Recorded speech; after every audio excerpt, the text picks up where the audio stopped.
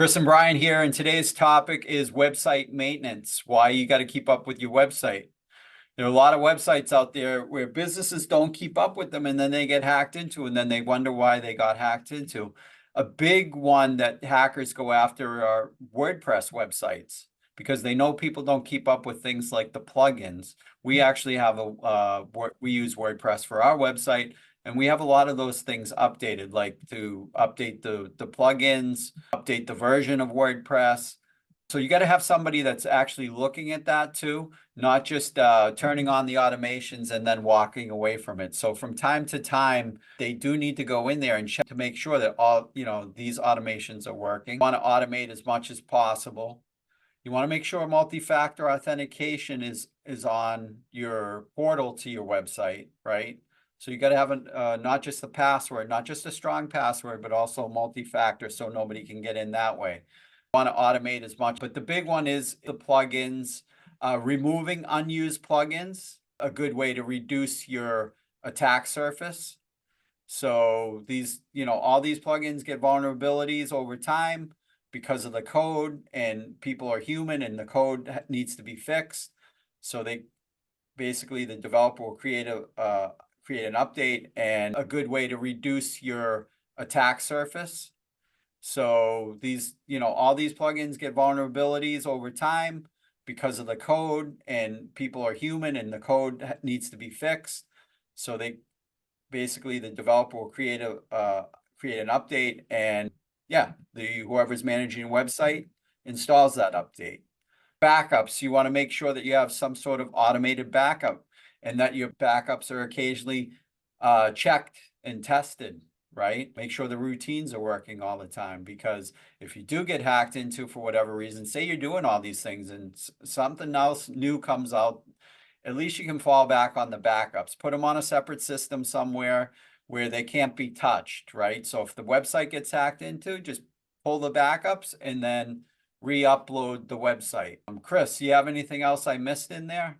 Yeah, I don't know if the website's using like PHP or a database under the hood, you'd want to keep that up to date and maintained as well. Big one. That's a big one. I WordPress missed that one. generally stores a lot of data in a database. So you might have to optimize that and maintain it over time, and clear up any unnecessary data that might affect the backup size and things like that. Good point. The database point, I totally missed that one, but that is, if you want a really fast website, and it matters, because if you have a really fast website, Google algorithms do something so that they put you up higher on the list based on your speed, right? Like, so you're more likely to show up in the search rankings if you have a faster website. So it's not just content, it's also speed. And database is a big component of that.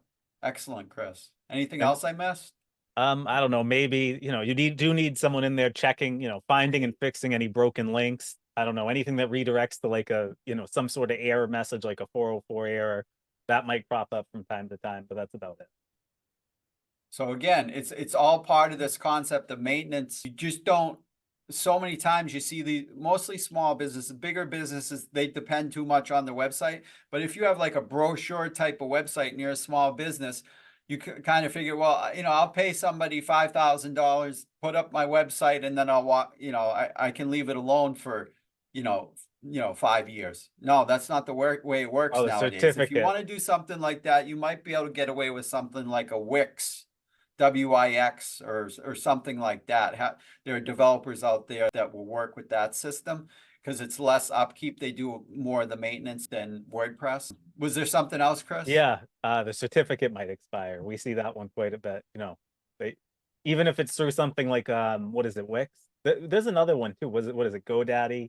Some of those, the way they handle certificates, that'll expire. Even you need to go re-upload it, even if you bought a certificate that has the last 5 years. Right. So somebody's got to keep an eye on that certificate to make sure it doesn't expire. That's an awesome one, because Google doesn't like that either. You'll see in the browser, because we get tickets from this sometimes where, oh, I can't get to this website. Well, it has nothing to do with your systems or the browser. It has to do with the website not having its certificate, and it just looks really bad. It looks unprofessional. as a business if you, you know, if your customer or vendor goes to that site like that. That's pretty much all I got. All right, Chris. Hey, thanks a lot. That's some good stuff. Thank you. Yep. Bye.